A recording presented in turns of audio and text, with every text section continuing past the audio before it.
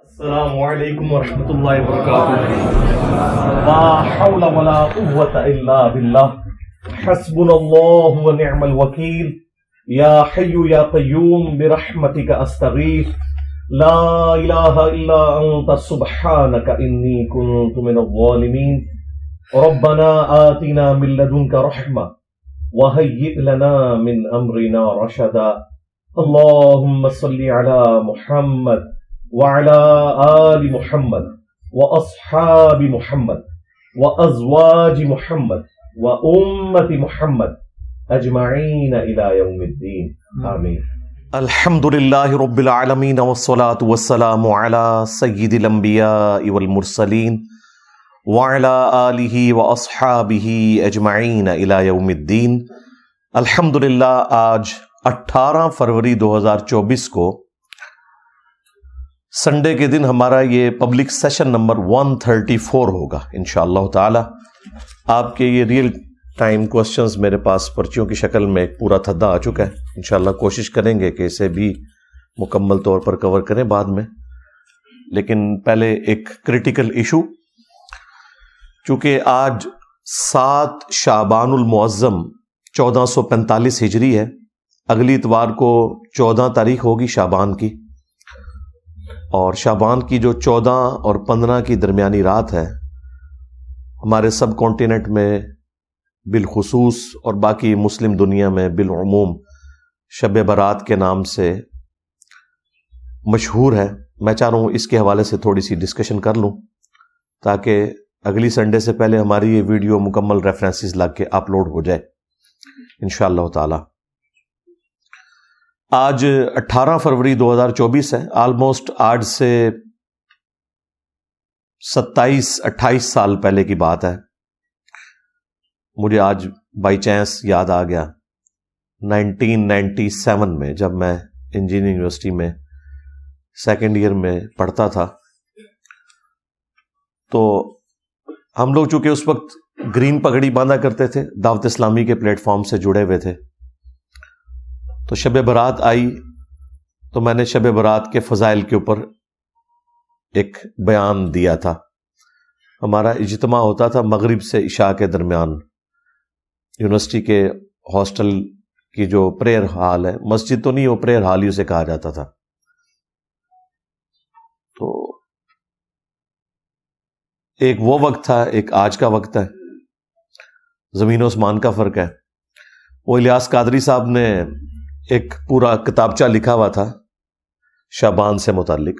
کچھ باتیں اس میں ٹھیک بھی تھی، لیکن جو شب برات کے حوالے سے جو ایگزیجریشن، صوفیاء کی عبادات اور پتہ نہیں کون کون سے نوافل اتنے لمبے چوڑے، تو وہ سارے ہم پڑھ کے بیان کیا کرتے تھے. بہرحال الیاس قادری صاحب اس حوالے سے تو میں سمجھتا ہوں بریلوی مکتب کے لیے نعمت ہے. انہوں نے اس مکتب فکر کو صرف رسومات سے ہٹا کر پریکٹیکل دین کی طرف لانے میں اپنی ایفرٹ پٹ کی ہے. ورنہ بریلوی مکتب میں نماز پڑھنا، داڑھی رکھنا، پگڑی باندھنا، یہ صرف علماء کا کام ہوتا تھا. عوام الناس تو صرف میلاد کے جلوسوں میں شامل ہوتی تھی. جس طرح کی بے عملی آپ کو اہل تشیع مکتب میں نظر آتی ہے، چند رسومات کا نام انہوں نے دین رکھ لیا. تو بریلوی فرقے کا بھی یہی حال تھا. الیاس قادری صاحب نے ان سے جو ہمارے عقائد میں اختلافات ہیں وہ اپنی جگہ، لیکن بہت بڑی ایفرٹ پٹ کی ہے. اور ایک اور چیز جو بڑی حیران کن ہے آپ لوگوں کے لیے، کہ اس وقت بھی جب ہم شب برات کے حوالے سے بیانات دیا کرتے تھے یا لیکچرز دیتے تھے دعوت اسلامی کے پلیٹ فارم سے، تو اس میں جو شب برات کے موقع کے اوپر یہ پٹاخے چھوڑے جاتے ہیں اور مختلف قسم کی آتش بازی کے ایونٹ پرفارم ہوتے ہیں، انہیں کنڈیم کرتے تھے. اب تو یہ آلموسٹ ختم ہی ہو چکے ہیں. ہندوؤں کے ساتھ رہ کر ہولی اور دیوالی کی رسومات کے زیر اثر مسلمانوں نے بھی اس رات کے اندر آتش بازی کا سلسلہ شروع کر دیا تھا. آج کل کی ینگ جنریشن کو اس کا آئیڈیا نہیں ہے کہ کتنی زیادہ آتش بازی ہوا کرتی تھی.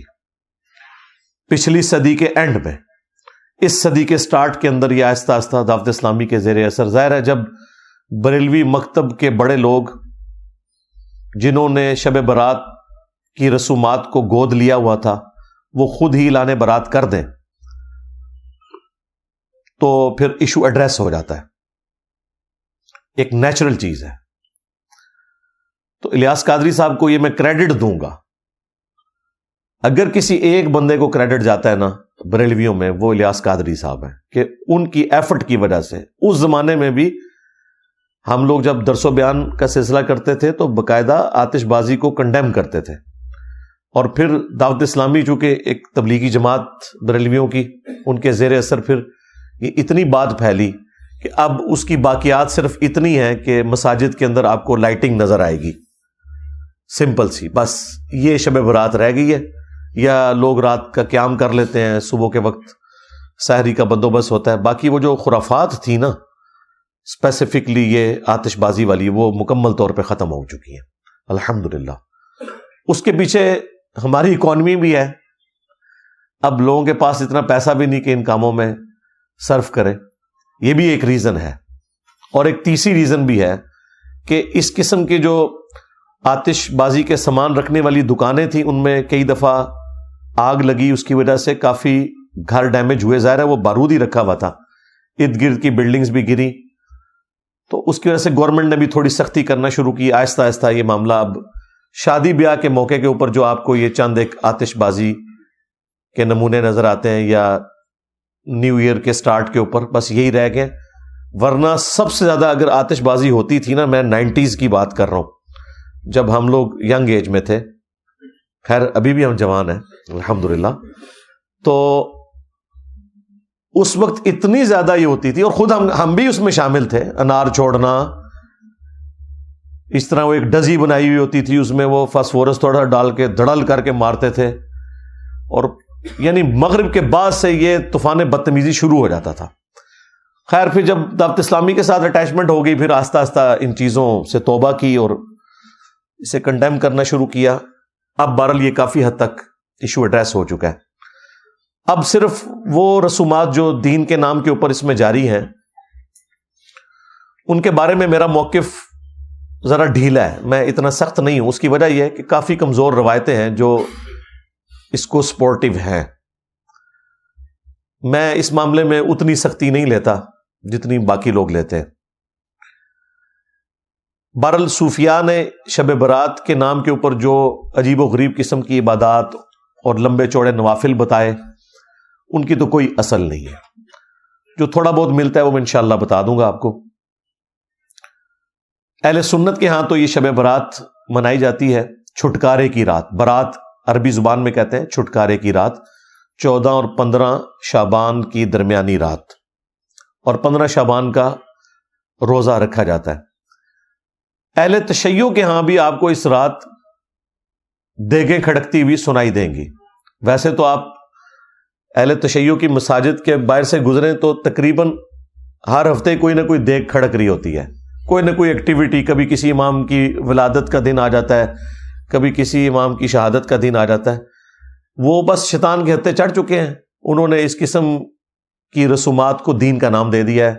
نہ کوئی نماز کے ساتھ لینا دینا، نہ کوئی روزوں کے ساتھ لینا دینا، بس محرم کے موقع کے اوپر چند ایک ایکٹیویٹیز، ان میں سے بھی اکثر بدعت ہی ہیں جو دین میں داخل کر دی ہیں دین کے نام کے اوپر، اور باقی پورا سال یہ جو مختلف ان کی تاریخیں چلتی رہتی ہیں۔ تو عین اس رات میں بھی وہ ایک ایکٹیویٹی پرفارم کر رہے ہوتے ہیں، اسے وہ شعبانیہ کا نام دیتے ہیں۔ عام لوگوں کو تو ظاہر نہیں پتا، اہل سنت کو بھی نہیں پتا کہ وہ شب برات نہیں منا رہے ہوتے۔ اس رات امام محمد مہدی ابن حسن العسکری، جو ہمارے نزدیک امام مہدی قرب قیامت میں آئیں گے، ان کے نزدیک پیدا ہو کر وہ غیابت میں جا چکے ہیں، ان کی ولادت کی رات ہے وہ 14 اور 15 کی درمیانی رات شعبان المعظم کی۔ تو وہ ان کی ولادت کی رات کے طور پر وہ لائٹنگ اور وہ دیگیں اور وہ باقی سارے معاملات کر رہے ہوتے ہیں۔ اہل تشیع بھی اس رات کو ایکٹیویٹی کے طور پہ نہیں مانتے۔ اہل تشیع کا بھی جو شب برات یا لیلۃ القدر کے حوالے سے موقف ہے وہ وہی ہے جو اہل علم اہل سنت کا ہے کہ وہ رمضان المبارک میں وہ رات آتی ہے. میں انشاءاللہ اس کے اوپر ڈسکشن بھی کر دوں گا، لیکن یہ میں نے تمہیداً آپ کو بتایا کہ یہ معاشرے کے اندر کیا چل رہا ہے. اگر آپ ان صوفیاء کے گروہ سے، جن میں اکثریت بریلویوں کی ہے، دیوبند بھی کسی حد تک اس کے قائل ہیں، سوائے ان چند دیوبندی علماء کے کہ جو اہل حدیث مکتب کے زیر اثر آ گئے تو وہ ان چیزوں کا انکار کر رہے ہیں. اوورال دیوبندی مکتب بھی ظاہر ہے وہی صوفیزم کی لیگیسی کو لے کے چل رہے ہیں. ان کے نزدیک یہ جو رات ہے شب برات، یہ شعبان المعظم کی 14 اور 15 کی درمیانی رات ہے، یعنی 15ویں رات. چونکہ اسلامی کیلنڈر میں رات پہلے آتی ہے، دن بعد میں. تو ان کے نزدیک یہ رات وہ رات ہے جس میں اللہ تعالیٰ نے قرآن حکیم کو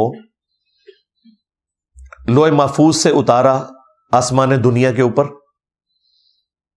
اور پھر گریجولی 23 سال کے اندر قرآن حکیم آسمان دنیا سے نیچے نازل ہوا.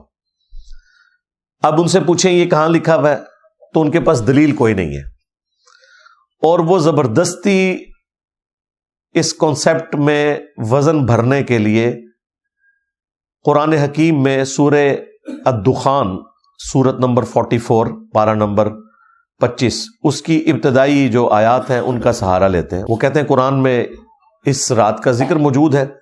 اعوذ باللہ من الشیطان الرجیم، بسم اللہ الرحمن الرحیم. حامیم، حروف مقطعات ہیں. والکتاب المبین، قسم ہے روشن کتاب کی. اس سے مراد قرآن حکیم بھی ہو سکتا ہے اور لوح محفوظ بھی. انا انزلناہ فی لیلۃ مبارکہ، بے شک ہم نے اس قرآن کو نازل کیا ایک بابرکت رات میں. انا کنا منذرین، بے شک ہم ڈر سنانے والے ہیں، یعنی آخرت کا ڈر سنانے والے ہیں. اس کتاب کے ذریعے ہم نے آخرت کی جواب دہی کی آگاہی کروائی انسانیت کو اپنے محبوب صلی اللہ علیہ وآلہ وسلم کے ذریعے.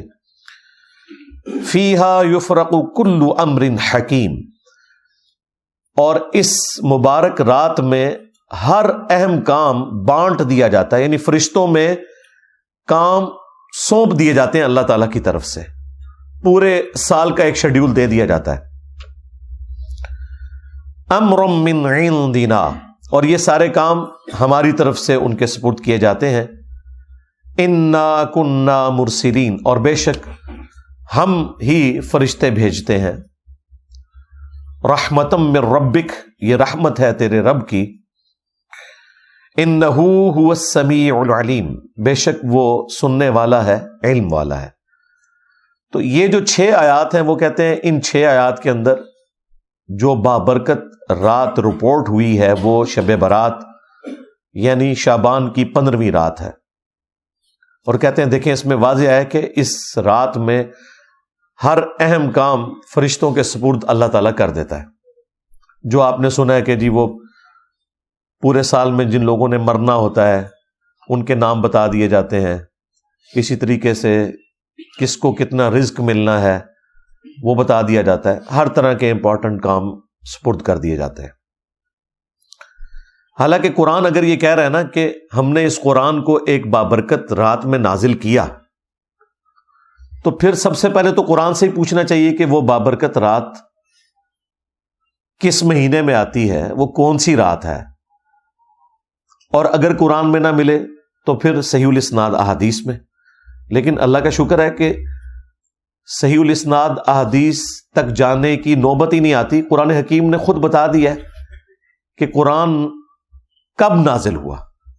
وہ سورۃ البقرہ میں مشہور آیت شہر رمضان الذی انزل فیہ القرآن، رمضان کا مہینہ ہے وہ جس میں قرآن نازل ہوا. ہدی للناس، پوری انسانیت کے لیے یہ ہدایت ہے. کہتے ہیں صرف نیک لوگوں کو ہدایت ملتی ہے، نہیں، قرآن کہہ رہا ہے پوری انسانیت کے لیے.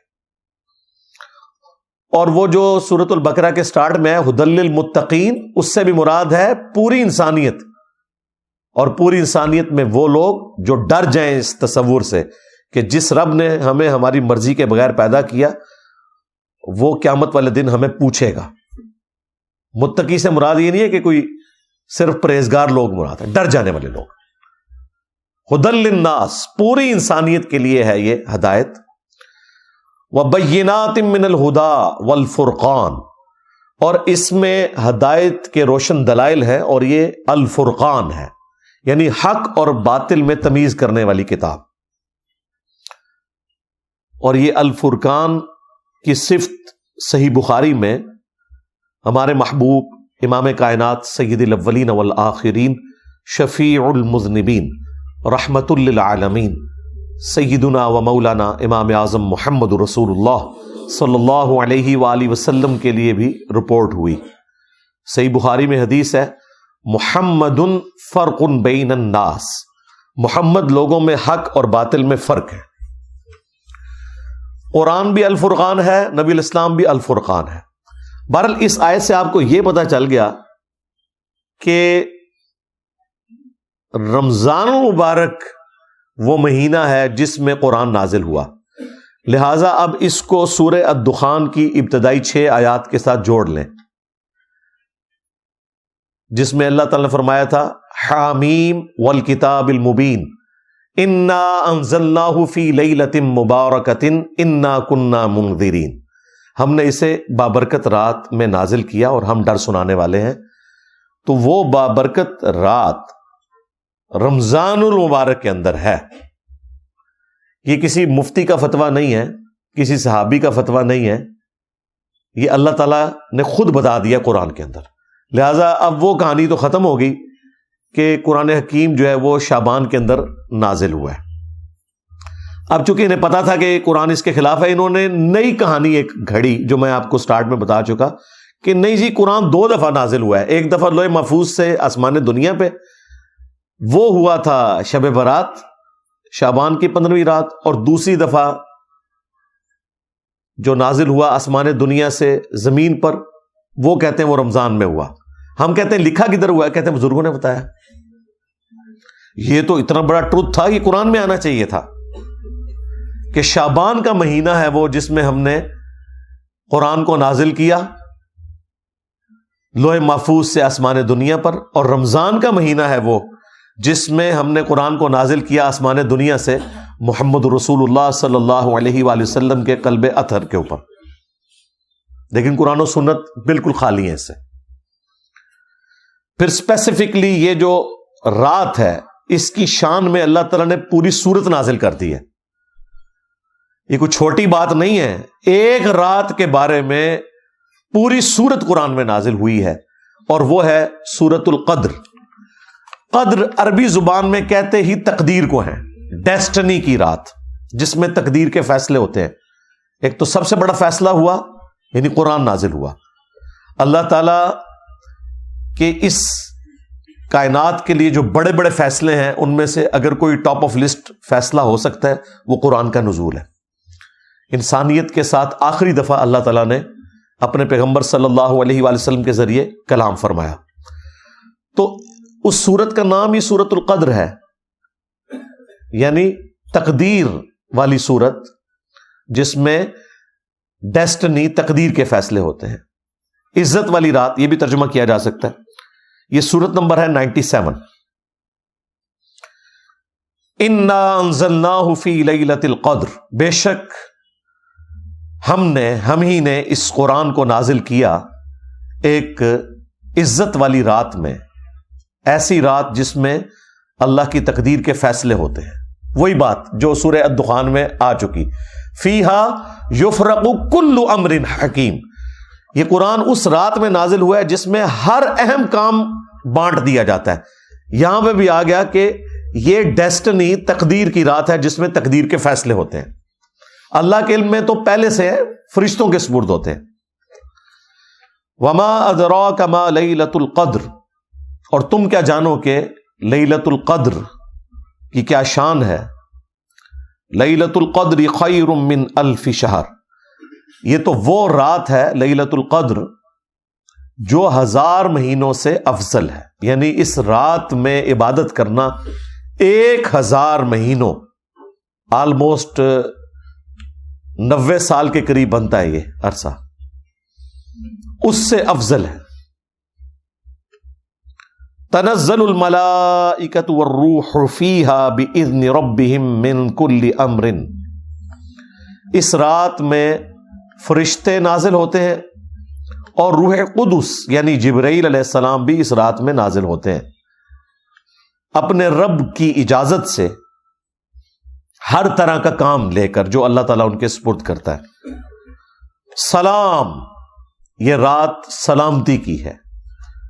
ہی حتی مطلع الفجر، اور یہ سلامتی رہتی ہے یہاں تک کہ فجر طلوع ہو جائے، یعنی ختم سحری جہاں ہو جاتی ہے اور فجر کا وقت سٹارٹ ہوتا ہے، اس وقت تک یہ پوری کی پوری رات اللہ تعالیٰ کے فیصلے کی ایک اہم ترین رات ہے. اور رات کی ڈیفینیشن اسلام میں ہے غروب آفتاب سے لے کر فجر کا وقت داخل ہونے تک، یہ پوری رات.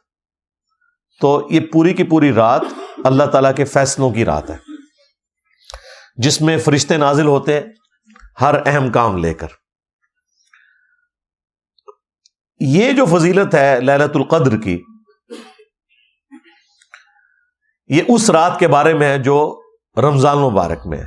قرآن میں تو بس اتنا ہی آیا کہ یہ رمضان میں ہے، شہر رمضان الذی انزل فیہ القرآن. لیکن پھر نبی علیہ السلام نے اسے بریف کیا. صحیح بخاری اور صحیح مسلم دونوں میں یہ حدیث موجود ہے کہ اللہ کے محبوب صلی اللہ علیہ وآلہ وسلم نے رمضان مبارک کے پہلے 10 دن اعتکاف کیا اور پھر اپنے حجرے مبارک سے سر اقدس کو باہر نکالا اور فرمایا کہ میں نے ان 10 دنوں میں لیلۃ القدر کو نہیں پایا. پھر اگلے 10 دن اعتکاف کیا. پھر آپ صلی اللہ علیہ وآلہ وسلم حجرہ شریف سے باہر نکلے اور فرمایا کہ میں نے ان 10 دنوں میں بھی لیلۃ القدر کو نہیں پایا. اور پھر آپ علیہ السلام نے فرمایا کہ مجھے اللہ تعالیٰ نے بتایا کہ یہ رمضان مبارک کے آخری عشرے یعنی آخری جو 10 دن ہیں ان کی تاک راتوں میں سے کوئی رات ہے. 21ویں بھی ہو سکتی ہے، 23ویں بھی، 25ویں بھی، 27ویں بھی اور 29ویں بھی. یعنی یہ آخری جو 5 تاک راتیں ہیں ان میں سے کوئی ایک رات ہے. نبی علیہ السلام کو وحی کے ذریعے بتایا گیا. تو تم اسے رمضان مبارک کے آخری عشرے کی تاک راتوں میں تلاش کرو. تلاش کرنا مطلب یہ نہیں کہ کچھ آپ کو نظر آنا ہے. یہ پبلک میں مشہور کیا ہوا ہے جی سمندر کا پانی شہد سے زیادہ میٹھا ہو جاتا ہے، اور خدا دا نہ جائے گوریاں نے کدھر سن لیا نا، پہلے تھوڑی مٹی پلید ہوئی ہے. اچھا، انہی باتوں کی وجہ سے آج کل کے جو ماڈرن مسلمان ہیں یا ایون نان مسلم جو ہے وہ ہماری ویڈیوز کو اپریشیٹ کرتے ہیں کہ یار کوئی لاجیکل بندہ آیا ہے جس نے کوئی سینس کے ساتھ بات کی ہے. لیکن ہمارے مسلمانوں میں گھسے ہوئے لوگ اس کو غلط رنگ دیتے ہیں کہ جی انجینئر صاحب ان کے اعلی کار ہیں. کبھی کہتے ہیں یہ کوئی یہ یہود و نصارہ کا ایجنٹ ہے. تو یہ لاجیکل گفتگو ہو رہی ہے.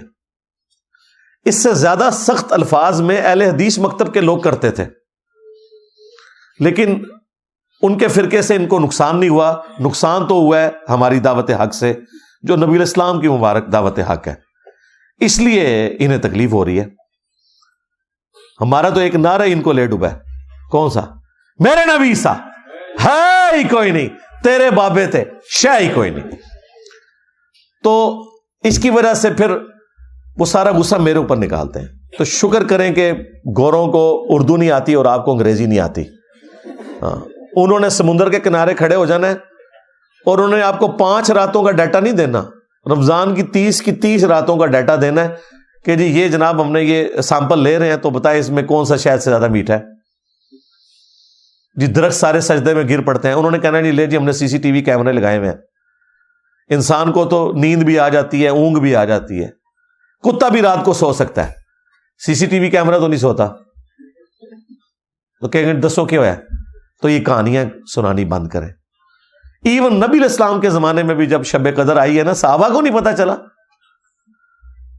آپ کو خواب دکھائی گئی تھی، اور ظاہر ہے نبی کا خواب وحی الہی ہوتا ہے. آپ نے فرمایا کہ وہ رات ایسی رات ہوگی کہ جس صبح میں فجر کی نماز پڑھوں گا تو میرے ماتھے پر کیچڑ کا نشان ہوگا.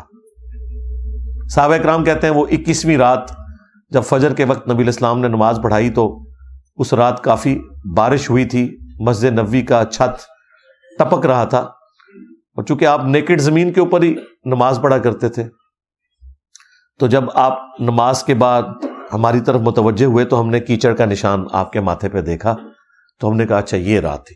یار اگر صحابہ کا یہ سٹیٹس ہے کہ انہیں صبح پتہ چلتا ہے، تو یہ جو کہانیاں کرواتے ہیں کہ جی وہ رات کو ہمیں پتہ چل جائے گا، یہ نشانی ظاہر ہوگی، کوئی نشانی نہیں ظاہر ہوگی بھائی. اور یہ فکس بھی نہیں ہے، یہ بھی ذہن میں رکھیے گا. نبی علیہ السلام کے مبارک زمانے میں 21ویں رات آئی، یہ 23ویں بھی ہو سکتی ہے. اہل تشیع زیادہ زور دیتے ہیں 23ویں کے اوپر، لیکن وہ بھی مانتے ہیں کہ 21ویں بھی ہو سکتی ہے. کچھ صحابہ کرام، صحیح مسلم میں آتا ہے، وہ 27ویں کو مانتے تھے. تو یہ ویری کرتی ہے. یہ اللہ تعالیٰ نے بیسیکلی شب قدر کی ایک سیلیبریشن رکھی ہوئی ہے. کسی سال وہ 21ویں کو سیلیبریٹ کرتا ہے اللہ تعالیٰ، کسی سال 23ویں کو، کسی سال 25ویں کو، کسی سال 27ویں کو. مقصد یہ ہے کہ وہ 10 دن آپ اللہ کو دیں، وہ طاق راتیں دیں. جو بخاری مسلم میں آتا ہے کہ جب آخری عشرہ شروع ہوتا تھا، نبی علیہ السلام خود بھی رات کو جاگتے تھے اور اپنے گھر والوں کو بھی جگاتے تھے کہ وہ رات کو عبادت کریں. ان راتوں کو زندہ کرنا مقصد ہے، اور وہ بخاری مسلم میں حدیث ہے. نبی علیہ السلام نے فرمایا جس نے ایمان اور احتساب کے ساتھ شب قدر کا قیام کیا، اللہ تعالیٰ اس کے پچھلے سارے گناہوں کو معاف فرما دے گا. ہاں، تو وہ فضیلت بیسیکلی حاصل کرنی ہے آپ نے قیام کر کے. شب قدر اگر آپ کو مل گئی، یعنی وہ اللہ کے علم میں کون سی ہے، تو یقیناً اگر آپ آخری طاق راتوں میں قیام کرتے ہیں آپ کو مل گئی، کوئی نشانی نہیں ظاہر ہونی. اور یہاں تو چاند کا بھی جھگڑا رہتا ہے. بہتر یہ ہے کہ آپ آخری 10 کے 10 دن ہی کریں، بلکہ پورا رمضان اہتمام کریں کہ رات کا قیام کریں. اور وہ بھی بخاری مسلم میں اسی حدیث میں ہی آتا ہے کہ جس نے ایمان اور احتساب کے ساتھ رمضان کا قیام کیا اس کے بھی پچھلے سارے گناہ معاف، اور جس نے ایمان اور احتساب کے ساتھ رمضان کے روزے رکھے اس کے بھی پچھلے سارے گناہ معاف. یہ تینوں باتیں شب قدر، قیام اللیل اور رمضان کے بارے میں ایک ہی حدیث میں.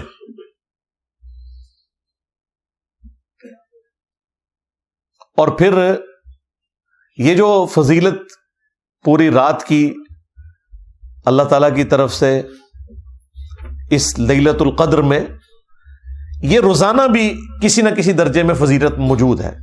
وہ صحیح بخاری اور صحیح مسلم دونوں میں حدیث ہے کہ اللہ تعالیٰ روزانہ آخری تہائی رات جب رہ جاتی ہے نا، یعنی رات سٹارٹ ہوتی ہے غروب آفتاب سے لے کر فجر کا وقت شروع ہونے تک، یہ اگر 6 گھنٹے بنتے ہیں نا تو اس کو آپ 3 پہ ڈیوائڈ کریں، جو آخری 2 گھنٹے ہیں نا، 1 تہائی رات آخری جو رہ جاتی ہے، اس میں اللہ تعالیٰ آسمان دنیا پر روزانہ نزول فرماتا ہے جیسا کہ اس کی شان کے لائق ہے، اور کہتا ہے کہ ہے کوئی مجھ سے بخشش مانگنے والا میں اسے بخش دوں، ہے کوئی مجھ سے سوال کرنے والا میں اسے عطا کروں.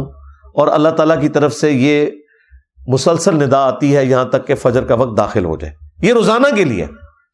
اچھا، اس میں بعض لوگ پوچھتے ہیں کہ جی وہ رات کی ٹائمنگ تو پوری دنیا میں مختلف ہے، اس طریقے سے شب قدر بھی. بھائی آپ اپنے علاقے کو فالو کریں گے.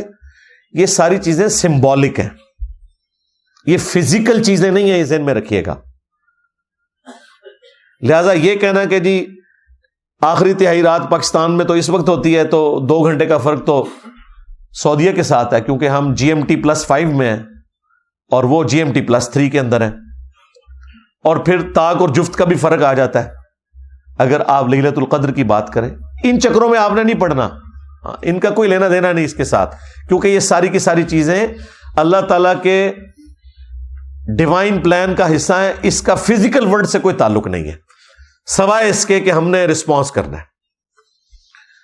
باقی اللہ تعالیٰ آسمان دنیا پر نزول فرماتا ہے، اس کی کوئی تمثیل بیان کر سکتا ہے؟ مجھے بتائیں. لیس کمثلہ شیء وہو السمیع البصیر. اللہ کے مثل کوئی شے نہیں ہے اور وہ سننے والا دیکھنے والا ہے. اس کی مثال تو کوئی نہیں بیان کر سکتا. اس کے جو اصل معنی ہے وہ اللہ کے علم میں. ہمارے لیے یہ ہے کہ وہ دعاؤں کی قبولیت کا وقت ہے. That's all. باقی ہم نے تو اس کے بھی شارٹ کٹ رکھے ہوئے ہیں. صحیح مسلم میں حدیث ہے، سیدنا عثمان رضی اللہ تعالیٰ عنہ علیہ السلام نے روایت کی ہے. وہ کہتے ہیں کہ اللہ کے محبوب صلی اللہ علیہ وآلہ وسلم نے فرمایا، جس نے عشاء کی نماز جماعت سے پڑھی اسے اللہ تعالیٰ آدھی رات کا قیام کرنے کا ثواب دے دے گا، اور پھر اگر اس نے صبح فجر بھی جماعت سے پڑھ لی تو پوری رات کے قیام کا ثواب. یعنی اگر آپ رمضان المبارک میں عشاء اور فجر جماعت سے پڑھ لیں، اس حال میں کہ آپ کی کوئی رکعت فوت نہیں ہونی چاہیے، یہ ذہن میں رکھیے گا. جماعت سے مراد نہیں کہ اتحیات جا کے مل جاؤ اینڈ تے، نہ، رکعت نہیں فوت ہونی چاہیے. شریعت میں جماعت ملنا ہے، رکعت فوت نہ ہو. اور رمضان میں یار کوئی مشکل کام نہیں ہے. فجر زیادہ مشکل ہوتی ہے، وہ تو ساری کے وقت ویسے ہی لوگ اٹھے ہوئے ہوتے ہیں. ایک مسجد سے جماعت رہ جائے دوسری میں چلے جائیں، آپس میں بھی ٹائمنگ کا فرق ہوتا ہے. تو یہ شارٹ کٹ ہے صحیح مسلم میں کہ جو رات کو عشاء اور صبح فجر پڑھ لے جماعت کے ساتھ، پوری رات کے قیام کا اسے ثواب مل جائے گا.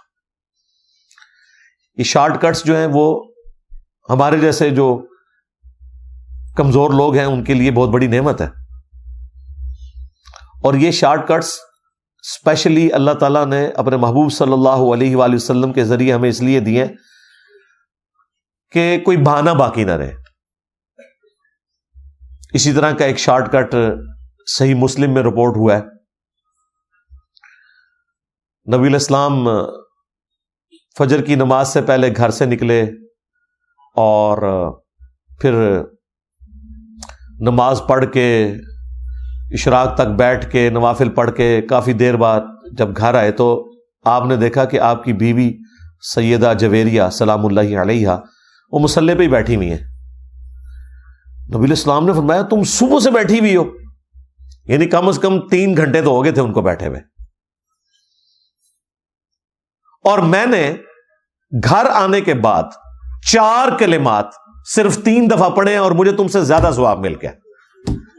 سبحان اللہ وبحمدہ عدد خلقی ورضا نفسی وزینت عرشی ومداد کلماتی. یہ 4 کلمات سبحان اللہ وبحمدہ تو کامن ہے نا، عدد خلقی ورضا نفسی وزینت عرشی ومداد کلماتی، ان کو آپ نے 3 دفعہ پڑھنا ہے. وہ ہم نے صبح شام کے اذکار میں بھی یہ ذکر ڈالا ہوا ہے.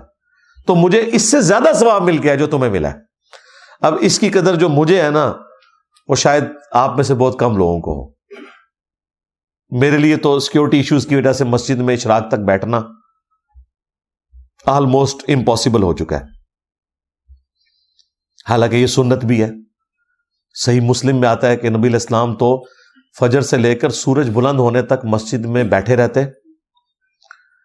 اور اس دوران صحابہ کرام کہتے ہیں کہ ہم آپس میں ایک دوسرے کو اپنے زمانے جاہلیت کے واقعات سنایا کرتے تھے. اور اس میں الفاظ ہیں کہ مجلس کرتے تھے نبی علیہ السلام. یہ مجلس کا ورڈ اس میں موجود ہے، اسی کی وجہ سے ہم نے مجالس کا نام رکھا. اور پھر ہم زمانے جاہلیت کے جب واقعات سناتے اور اس میں ہم اپنی ان حرکتوں کا ذکر کرتے تو خود اپنے اوپر ہنسا کرتے تھے کہ یار ہم کس قسم کے تھے. کبھی کہیں نذرانہ چڑھا رہے ہیں بتوں کے اوپر جا کے، اپنے ہاتھوں کے تراشے ہوئے بت، یعنی وہی ریپلیکا یہاں پہ بھی آپ کو نظر آتا ہے. تو نبی علیہ السلام بھی ہمارے ساتھ مسکراتے تھے جب ہم آپس میں مسکراتے تھے نا کہ یار ہم کتنے جاہل لوگ تھے. تو نبی علیہ السلام بھی محظوظ ہوتے تھے اس مجلس میں بیٹھ کے. تو یہ فجر سے لے کر اشراق تک مسجد میں بیٹھنا یہ بہت بڑی نعمت ہے. لیکن اس کے ایکویلنٹ ایک شارٹ کٹ میں نے آپ کو بتا دیا کہ نبی علیہ السلام نے فرمایا کہ یہ 4 کلمات پڑھ لو 3 دفعہ، سبحان اللہ وبحمدہ عدد خلقہ ورضا نفسہ وزینت عرشہ ومداد کلماتہ، تو تمہیں اس سے بڑھ کر ثواب مل جائے گا. ایک اور شارٹ کٹ صحیح مسلم میں، اور یہ حدیث صرف مسلم میں نہیں ہے، یہ ترمذی میں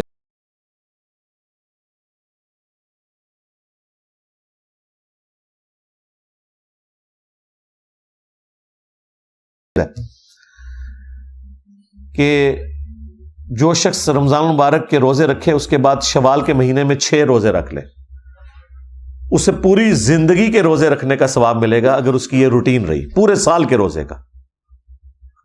6 روزے صرف. اور وہ آپ نے پورے مہینے میں کسی بھی وقت رکھنا ہے. یہ جو پبلک میں مشہور ہے نہیں جی ایک فوراً بعد رکھ لینا چاہیے, باقی بے شک بعد میں جس طریقے سے مرضی, جب مرضی رکھیں, اس مہینے کے اندر آپ نے 6 روزے پورے کرنے. بہتر تو ویسے یہ ہے کہ آپ ساتھ ہی رکھ لیں عید کے فوراً بعد, کیونکہ روٹین بنی ہوتی ہے اور وہ رکھنے آسان ہو جاتے ہیں. بعد میں جب تھوڑا سا وقت گزر جائے نا 1-1.5 ہفتہ, پھر مشکل ہو جاتے ہیں. تو یہ شوال کے 6 روزے ایک شارٹ کٹ ہے پورے سال کے روزوں کا ثواب. اس طرح کے شارٹ کٹس جو ہیں ان سے نفع اٹھانا چاہیے. اور یہ شارٹ کٹس احادیث میں اس لیے رپورٹ ہوئے کہ ہر شخص کو اللہ تعالیٰ نے ایک جیسے حالات و واقعات نہیں دینے. سرکمسٹانسز ڈفرنٹ ہو سکتے ہیں کسی بندے کے, تو وہ شخص بھی محروم نہ رہ جائے. اعمال تو موجود ہیں. دیکھیں لوگ کہتے ہیں کہ زیادہ علم حاصل کریں گے تو مشکل میں پڑ جائیں گے, زیادہ علم حاصل کریں تو آپ کو دین میں آسانیاں پتہ چل جائیں گی, مشکل میں کہاں سے پڑیں گے. تو یہ کتنی بڑی آسانی ہے کہ آپ اتنا بڑی فضیلت والا کام مختصر سے عمل سے کر لیں اور آپ کو بھی اتنا ہی ثواب مل جائے. اسی طریقے سے صحیح مسلم میں حدیث ہے, تم میں سے کسی کے اندر یہ استطاعت ہے کہ وہ تہائی قرآن پڑھ لے رات میں. صحابہ نے کہا کہ اس کی کون قدرت رکھے گا. آپ صلی اللہ علیہ وآلہ وسلم نے فرمایا کہ سورہ اخلاص پڑھ لو, تہائی قرآن کے برابر ہے, یعنی اس کا ثواب. قل هو اللہ احد اللہ الصمد لم یلد ولم یولد ولم یکن لہ کفوا احد.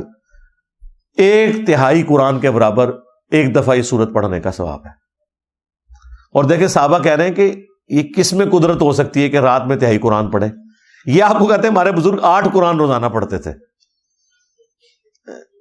صحابہ کرام تو 1 قرآن سے بھی عاجز ہیں. تو یہ یعنی بابوں کا دین ہے اور یہ کتابوں کا دین ہے. باقی جو شب برات کے حوالے سے ایک مشہور ترین حدیث پیش کی جاتی ہے وہ بھی میں ڈسکس کر لیتا ہوں.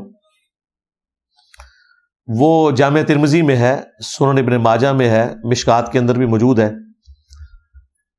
اور یہ حدیث سب سے مشہور ترین حدیث ہے جس کو سارے لوگ کوٹ کر رہے ہوتے ہیں, خواہ وہ ڈاکٹر طاہر القادری صاحب ہوں, خواہ مولانا طارق جمیل صاحب ہوں, باپا جانی الیاس قادری صاحب ہوں, سب اس حدیث کو وہ کہتے ہیں جی دیکھیں جامعہ ترمذی میں یہ حدیث آئی ہوئی ہے, سنن ابن ماجہ میں آئی ہوئی ہے کہ نبی علیہ السلام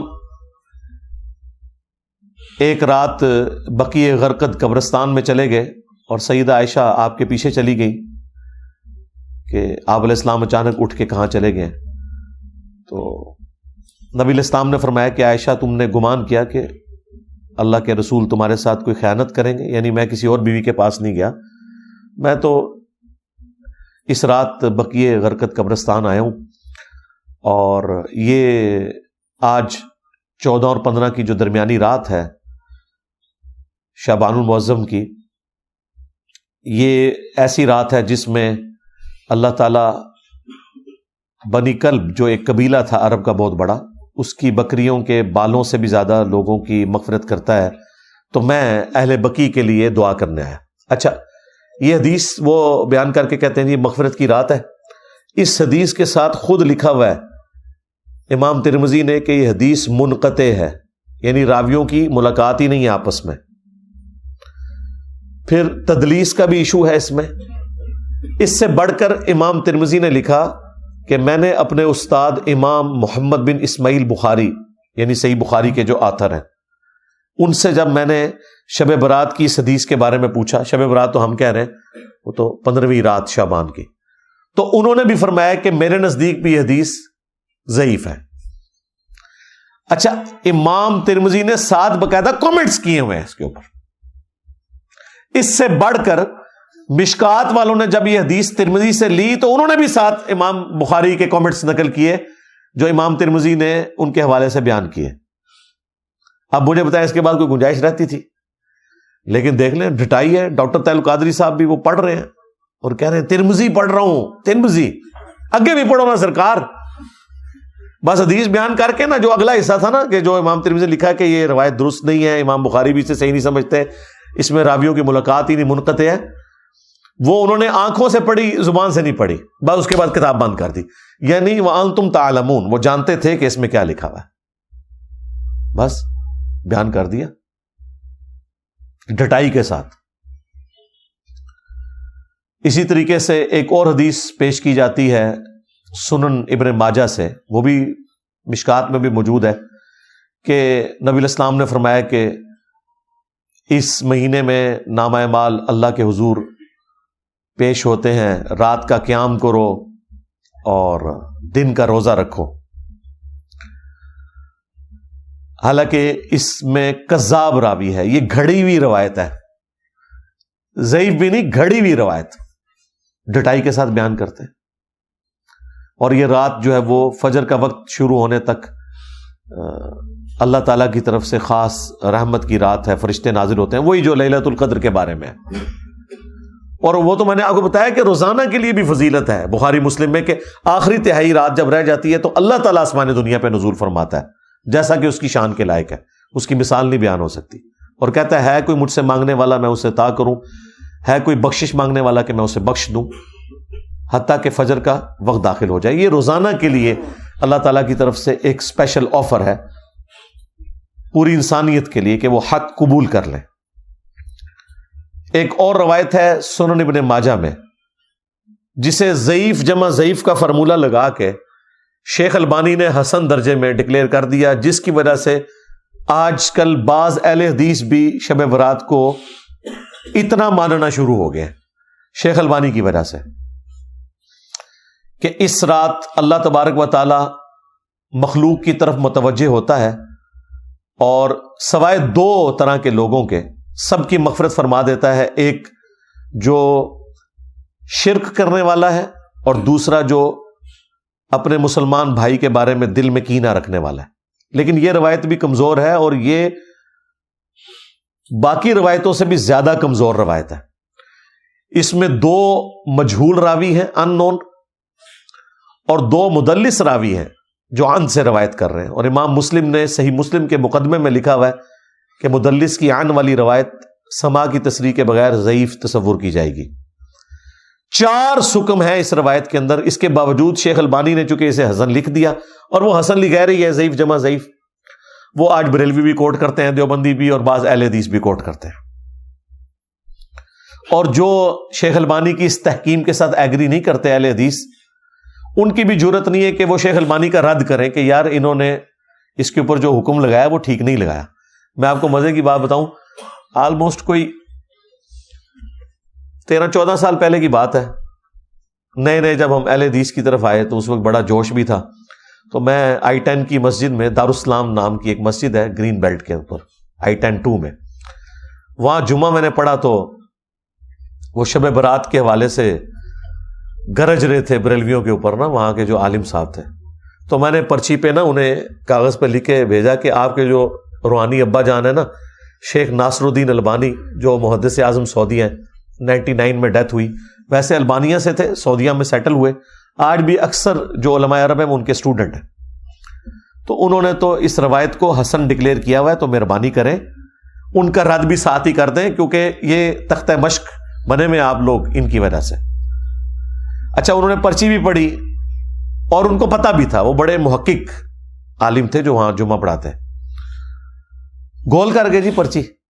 بعد میں نے ان کو ملا، اب وہ ڈرے ہوئے تھے، ان کو پتا تھا میں تو مطلب نیا اس طرف گیا ہوا تھا، تو آپ پتہ نئے بندے میں جوش ہی کتنا ہوتا ہے. میں نے کہا یہ کیا آپ نے کیا؟ انہوں نے کہا جی کیوں آپ نے ہماری پبلک کو بھی ہمارے خلاف کرنا ہے؟ پہلے ہم دوسروں کے ساتھ پنگا لیے ہوئے ہیں، ادھر ہم اپنے کے خلاف بھی پنگا لے لیں گے تو ادھر تو وہ کہیں گے جی اپنے بزرگوں کو ہی رگڑ رہے ہیں. یہ وجہ ہے میرے بھائی لوگ حق قبول نہیں کرتے. کہتے نہیں قادیانی کیوں نہیں مانتے؟ بھائی جب تم چشتی دجال اور تھانوی دجال کا جھوٹا دفاع کرو گے یا ان کے دفاع کرنے والے علماء کا جھوٹا دفاع کرو گے تو بھائی تم قادیانیوں کو کیسے اسلام کی دعوت دے سکتے ہو؟ ہمارے اس پلیٹ فارم کی برکت سے الحمدللہ درجنوں قادیانیوں نے اسلام قبول کیا ود فیملی، وہ مجھے بتاتے ہیں آ کے، لیکن میں نے آج تک کسی کو ساتھ بٹھا کے ویڈیو نہیں کبھی ریکارڈ کروائی. ان کے پاس کوئی ایک بندہ آ جائے نا تو سارے فرقوں میں اسے گھماتے ہیں اور چندہ اکٹھا کرتے ہیں. کیونکہ ان کا مقصد چندہ اکٹھا کرنا ہے. ختم نبوت کے اوپر جتنا چندہ ملتا ہے اور کسی کام پہ نہیں ملتا. اسی لیے دیکھیں دنیا کا جو فارغ ترین انسان ہے نا, وہ بھی یہ کہتا ہے میں ختم نبوت پہ کام کر رہا ہوں. یہ حق خطیب کو دیکھ لینا, میں ختم نبوت, یہ ان کا طریقہ واردات ہے. اچھا, اب اقرار اس کی غلط حرکتوں سے اسے روکنے گیا ہے, تو وہ کہہ رہا ہے یہ مجھے ختم نبوت پہ کام کرنے سے روک رہے ہیں. دیکھ لو, تو یہ ختم نبوت کے پیچھے چھپتے ہیں, حالانکہ ختم نبوت کے اوپر یہ ڈاکہ مار رہے ہیں. جس کاز کو یہ نقصان پہنچا رہے ہیں اس کے پیچھے چھپ رہے ہیں. تو یہ ان کا اسکیپ روٹ ہے. خیر, وہ عالم صاحب نے خیر اگلے جمعے میں بھی اس کو بیان نہیں کیا. تو یہ روایت بھائی, اس میں 4 سکم ہیں, 2 مجہول راوی ہیں, 2 مدلس ہیں, عن سے روایت کر رہے ہیں. اور شیخ زبیر لزئی صاحب نے اس حدیث پہ حکم جب لگایا نا, مشکات میں بھی یہ حدیث آئی ہے, تو انہوں نے فٹ نوٹ پہ لکھا کہ یہ روایت تو اندھیروں میں ڈوبی ہوئی روایت ہے, دور دور تک اس میں تو روشنی کی کوئی کرن بھی باقی نہیں ہے. کیونکہ وہ بیسیکلی شیخ البانی پہ ٹونٹ کر رہے تھے کہ تم نے حسن کہاں سے بنا دیا, یہ تو ضعیف سے بھی کوئی آگے درجے کی چیز ہے, تم نے حسن کیسے بنا دیا. تو شیخ زبیر لزئی رحمہ اللہ ہمارے استاد, انہوں نے باقاعدہ اس کے اوپر تحقیم کی, اور انہوں نے باقاعدہ ایک پورا مضمون لکھا تھا جو ان کے مقالات کی پہلی جلد میں چھپا ہوا ہے, جس میں جتنی بھی روایتیں اس حوالے سے ہیں نا, وہ انہوں نے ڈسکس کر کے ایک ایک کے اوپر حکم لگایا اور بتایا کہ بھئی صحیح بات کتنی تھی, اور یہ بعد میں یہ بات کس نے ایڈ کر دی ہوئی ہے. اسی طریقے سے ایک اور روایت مشکات کے اندر آئی ہے, شعب الایمان, امام بیہقی کی کتاب کے ریفرنس سے, کہ اس رات میں اللہ تعالیٰ کے فرشتے نازل ہوتے ہیں. یہ رات فجر کا وقت داخل ہونے تک جو ہے سلامتی والی رات ہے, اس میں نامہ اعمال اللہ کے حضور پیش ہوتے ہیں, دن کا روزہ رکھو, اور اس طرح کے مختلف الفاظ. وہ بھی بالکل مردود روایت ہے, اس کے اوپر بھی شیخ صاحب نے حکم لگایا, مشکات کے اندر بھی. لیکن ایمانداری انہوں نے کی, اس کے فٹ نوٹ پہ لکھ دیا کہ یہ بات تو درست ہے کہ شعبان کے مہینے میں نامہ اعمال اللہ کے حضور پیش ہوتے ہیں, یہ بات درست ہے. سنن نسائی کی حدیث جو تھی وہ انہوں نے فٹ نوٹ پہ لکھ دی کہ ہم اس بات کو مانتے ہیں کہ شعبان کا مہینہ وہ مہینہ ہے جس میں نامہ اعمال اللہ کے حضور پیش ہوتے ہیں. وہ پوری حدیث یوں ہے کہ اسامہ ابن زید رضی اللہ تعالیٰ عنہ کہتے ہیں کہ نبی الاسلام سے ہم نے پوچھا کہ آپ شعبان کے مہینے میں اتنے روزے رکھتے ہیں کہ اتنے نفلی روزے آپ کسی اور مہینے میں نہیں رکھتے, تو اس کی وجہ کیا ہے؟ تو آپ صلی اللہ علیہ وآلہ وسلم نے فرمایا کہ اکثریت لوگوں کی رجب اور رمضان کے درمیان والے اس مہینے کی فضیلت سے غافل ہے. آپ نے 2 مہینوں کا ذکر اس لیے کیا کہ رجب تو اللہ کا مہینہ اس حوالے سے کہ وہ حرمت والا مہینہ, اور رمضان تو افضلیت والا مہینہ ہے, قرآن نازل ہوا. تو اتنے 2 افضل مہینوں کے درمیان جو یہ مہینہ ہے نا شعبان کا, یہ بھی بہت فضیلت والا ہے. پھر آپ علیہ السلام نے فرمایا کہ اس مہینے میں اللہ کے حضور نامہ اعمال پیش ہوتے ہیں, اور میری خواہش ہے کہ جب میرا نامہ اعمال اللہ کے حضور پیش ہو تو میں روزے کی حالت سے ہوں, اس لیے میں روزے رکھتا ہوں کثرت سے. اچھا, یہ بڑا اچھا موقع تھا کہ نبی علیہ السلام پھر پورے شعبان میں روزے نہ رکھتے, ایک 15ویں شعبان کو رکھ کے کہتے کہ یہی وہ رات ہے. یہ بھی اس بات کا ثبوت ہے کہ وہ اس طرح کی رات والا معاملہ کوئی نہیں. البتہ ایک روایت شعب الایمان امام بیہقی کی کتاب میں ہی ہے صحیح سند کے ساتھ, اور وہ ایک تابعی کا قول ہے. شام کے ایک تابعی تھے مکحول رحمہ اللہ, مشہور تابعی ہیں, لیکن یہ اس حوالے سے بھی مشہور ہیں کہ اس قسم کی ساری عجیب و غریب روایتیں بھی انہوں نے بیان کی ہوئی ہیں. مرسل روایت ہے, کسی صحابی کا ذکر نہیں کیا انہوں نے, اور صحیح مسلم کے مقدمے میں موجود ہے کہ تابعی کی مرسل کوئی شے نہیں ہے جب تک وہ صحابی کو مینشن نہ کرے, کیونکہ کنفرم نہیں نا کہ اس نے روایت کہاں سے سنی ہے. اگر صحابی سے سنی ہوتی تو بیان کر دیتے, بل وہ ان کا اپنا قول ہے انہی الفاظ کے ساتھ جو سنن ابن ماجہ میں وہ ضعیف روایت تھی کہ اس رات اللہ تعالیٰ سب کی مغفرت کر دیتا ہے سوائے شرک کرنے والے کے اور کینہ پرور شخص کے. تو یہ روایت سندن تو درست ہے, لیکن صرف تابعی کا قول ہے, اس لیے یہ بھی کوئی اس حوالے سے حجت نہیں ہے. لیکن وہ بات اپنی جگہ درست ہے جو میں نے بتائی کہ سنن نسائی میں واضح حدیث ہے کہ نبی علیہ السلام اس مہینے میں کثرت سے روزے رکھتے تھے, کیونکہ آپ علیہ السلام نے فرمایا کہ نامہ اعمال اللہ کے حضور پیش ہوتے ہیں اس مہینے کے اندر. بلکہ صحیح بخاری اور صحیح مسلم دونوں میں موجود ہے کہ نبی صلی اللہ علیہ وآلہ وسلم رمضان کے بعد سب سے زیادہ روزے جس مہینے میں رکھتے تھے وہ شعبان کا مہینہ ہوتا تھا. تو شعبان کے مہینے کے روزوں کی فضیلت اپنی جگہ ہے. حتیٰ کہ بخاری اور مسلم دونوں میں حدیث ہے، اما عائشہ سلام اللہ علیہا کہتی ہیں کہ میرے جو رمضان میں مخصوص ایام کے روزے چھوٹ جاتے تھے تو میں ان کی قضا اگلے شعبان میں دیتی تھی، کیونکہ شعبان میں نبی علیہ السلام جو ہے وہ کثرت سے روزے رکھتے تھے. بیسیکلی انہوں نے کوڈ ورڈ میں بات کی، وہ جو حدیث ہے نا بخاری مسلم میں کہ کوئی بھی بیوی اپنے خاوند کی مرضی کے بغیر روزہ نہیں رکھ سکتی. یعنی اس میں امپلائڈ ہے کہ خاوند اپنی بیوی کے ساتھ جو ازدواجی تعلق ہے وہ دن کے وقت بھی قائم کر سکتا ہے. تو اما عائشہ جو کہہ رہی ہے نا کہ میں روزے شعبان میں رکھتی تھی رمضان کے قضا کیے ہوئے، کیونکہ نبی علیہ السلام نے روزہ رکھا ہوتا تھا، یعنی اب امپلائڈ تھا کہ مجھے اب اجازت کی ضرورت نہیں ہے، نبی علیہ السلام خود روزے سے، تو میں اپنے روزوں کی قضا دے لیتی تھی. حتیٰ کہ صحیح مسلم میں یہاں تک الفاظ ہے کہ نبی صلی اللہ علیہ وآلہ وسلم شعبان کا پورا مہینہ روزہ رکھا کرتے تھے. یہ بھی حدیث موجود ہے. یعنی کوئی اکا دکا چھوٹ گیا، ادروائز آپ کی روٹین تھی کہ پورا شعبان آپ روزہ رکھا کرتے تھے، رمضان بھی اور شعبان بھی. پھر صحیح مسلم میں یہ حدیث ہے، نبی صلی اللہ علیہ وآلہ وسلم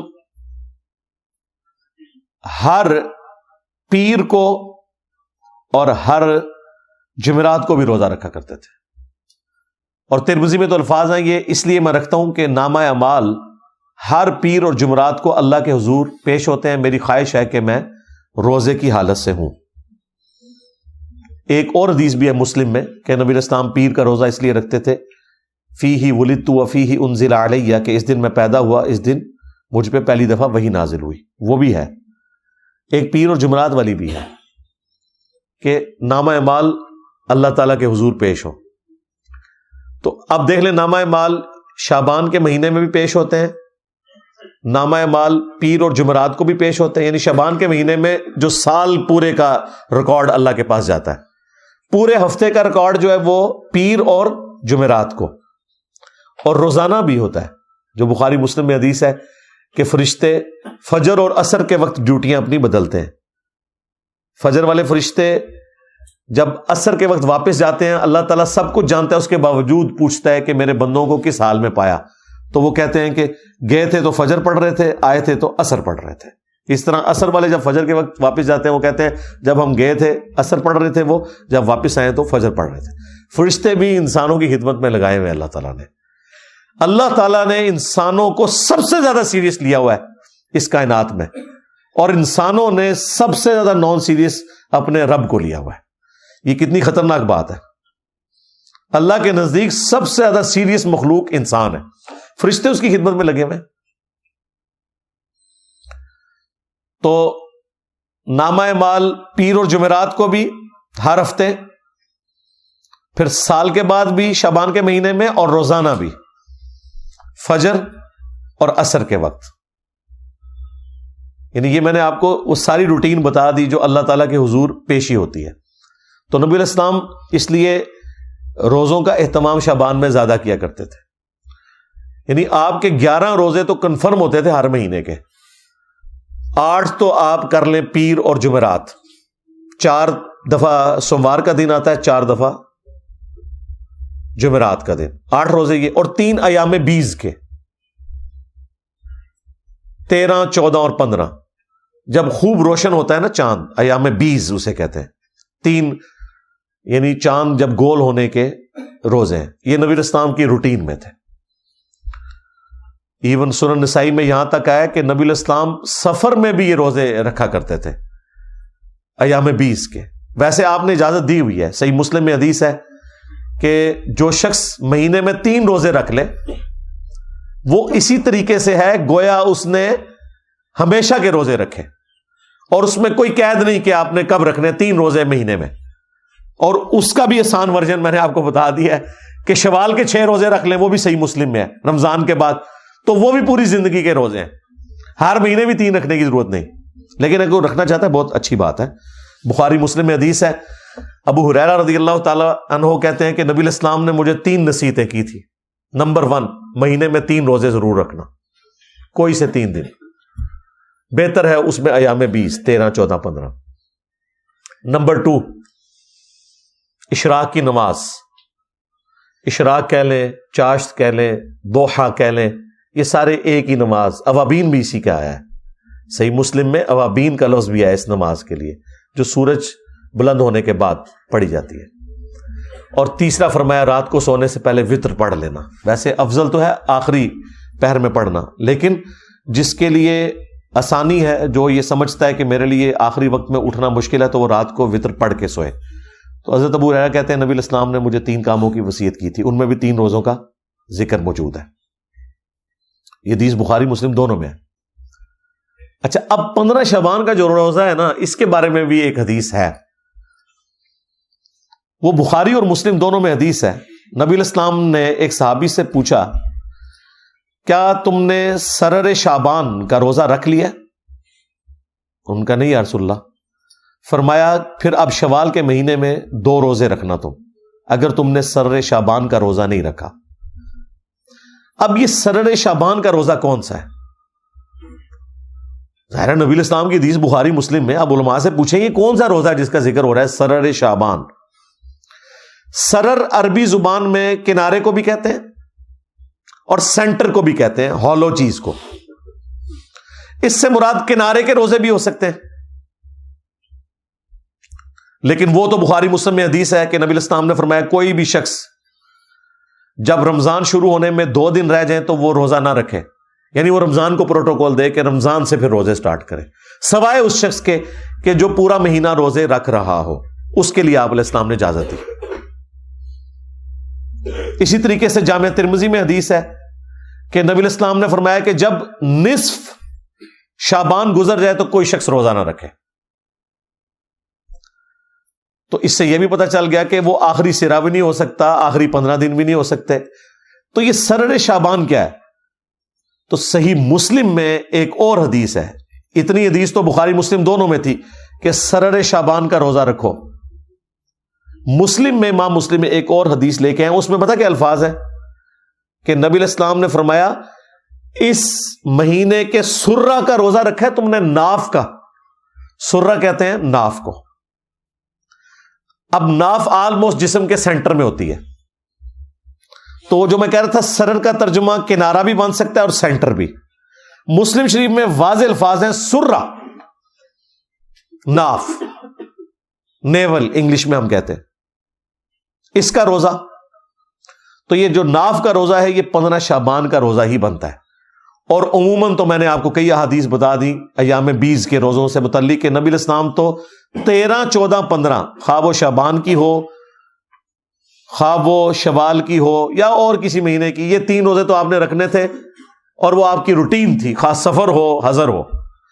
15 شعبان کا روزہ ویسے بھی عمومی سنت میں بھی آتا ہے، لیکن اسپیسیفکلی بخاری مسلم کی جو احادیث ہیں اس پہ گواہ ہیں کہ سرر شعبان یا سرہ کا روزہ 15 شعبان کا نبی علیہ السلام نے تلقین فرمایا کہ یہ رکھنا ہے، یہ 15 شعبان کا روزہ بنتا ہے۔ اس روزے کا شب برات کے روزے سے کوئی تعلق نہیں ہے، ان 2 چیزوں کو مکس نہیں آپ نے کرنا۔ جس طرح وہ آیت ادھر سے اٹھاتے ہیں، حدیث ادھر سے اٹھاتے ہیں، پھر اس کو جوڑ کے رزلٹ نکالتے ہیں، اور دونوں طرف پھر ایکسٹریم رویے ہیں۔ جب ہم اہل حدیث کو قائل کرتے ہیں، حالانکہ خود انہوں نے ترجمے کیے ہوئے ہیں، وہ کہتے ہیں نہیں نہیں اس سے تو پھر بریلوی 15 شعبان کا روزہ نکال لیں گے۔ بھئی ان کو چھوڑیں، آپ اپنی بات کریں۔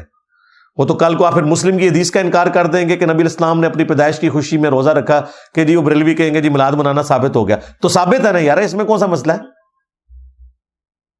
جو قرآن و سنت میں آیا اس کو مانو اور جتنا آیا مانو۔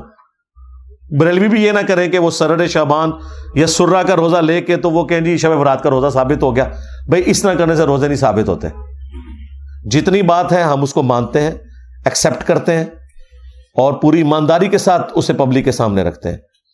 لہذا اگلی اتوار اور سوموار کی درمیانی رات، یعنی یہ بنے گی 18 اور 25 فروری 2024 کو.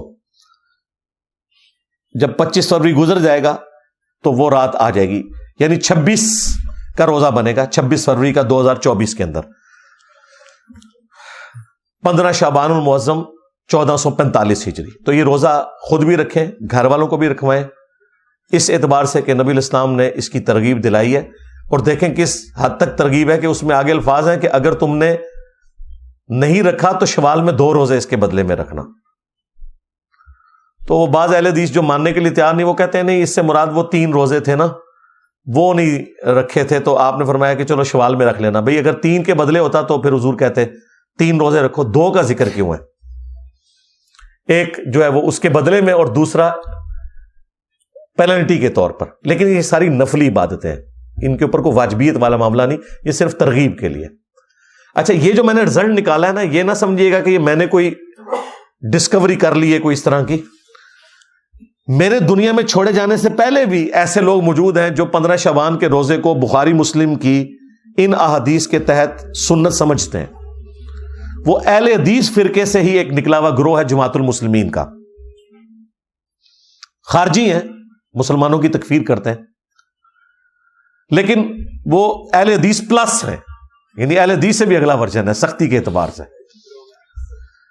اہل حدیث پلس ہیں، بس کچھ چیزیں ان کی بہت اچھی ہیں. مثلا وہ نماز جو ہے وہ بڑے سکون سے رفع الیدین سے پڑھتے ہیں، اسی طریقے سے سکتے کرتے ہیں، وہ بھی وہی موقف رکھتے ہیں کہ جب قرآن پڑھا جا رہا ہے تو آپ نے پیچھے فاتحہ نہیں پڑھنی بلکہ سکتے کرنے ہیں اور اس میں فاتحہ پڑھنی ہے، قرآن آپ نے سننا ہے. کچھ چیزیں بہت ان کی اس حوالے سے بہتر ہیں. مٹھی کے بعد داڑھی کاٹنے کے بھی قائل ہیں اور داڑھی رنگنے کے اوپر بھی بہت زور ہے. اس معاملے میں ان کا بھی یہی موقف ہے کہ سرر شعبان کا جو روزہ بخاری مسلم میں آیا یا سرہ کا، اس سے مراد 15 شعبان کا روزہ ہے، اور وہ اس چیز کا اہتمام کرتے ہیں. بہتر تو یہ کہ شعبان میں جتنے روزے آپ رکھ سکتے ہیں رکھیں، 13 14 15 3 روزے رکھ لیں. 3 نہیں رکھ سکتے ایٹ لیسٹ 15 شعبان کا روزہ ضرور رکھیں، تاکہ رمضان کے روزوں کے آنے سے پہلے ایک تھوڑا سا آپ کی پریکٹس والا معاملہ بھی ہو جائے، اور یہ ایک فضیلت بھی اس حوالے سے آپ کو حاصل ہو جائے کہ نبی الاسلام نے اس روزے کی ترغیب دلائی ہوئی ہے. میں نے کوشش کی کہ مختصر سے وقت کے اندر آپ کے سامنے ایک ٹوٹل پکچر اس حوالے سے رکھ دی جائے، تاکہ یہ جو ٹاپک ہے یہ بھی اپنے منطقی انجام تک پہنچ جائے. تو بات میں نے سٹارٹ کی تھی شب برات سے، اور اینڈ اس بات پہ کی کہ جو چیزیں ثابت ہیں، جس طرح 15 شعبان کا روزہ، اور وہ بھی شب برات کی وجہ سے نہیں، ویسے سنت ہے. اسی طریقے سے شعبان کے مہینے میں نامہ اعمال کا پیش ہونا، اور وہ بھی ایک خاص رات میں نہیں، پورے مہینے میں جو چیز ثابت تھی وہ نے بتائی. حتیٰ کہ میں نے مکحول تابی کا بھی آپ کو قول بتا دیا کہ کوئی کہ جی یہ چیز چھوڑ دی تھی، یہ تو موجود تھا، اس کو تو آپ سندن صحیح مانتے تھے، میں نے اس کو بھی ڈسکس کر لیا. کوئی ہمیں بعد میں گلا اس حوالے سے نہ کرے. صلو علی محمد وآل محمد، اللہم صلی علی محمد وعلی آل محمد واصحاب محمد وازواج محمد وامت محمد اجمعین الی یوم الدین، آمین.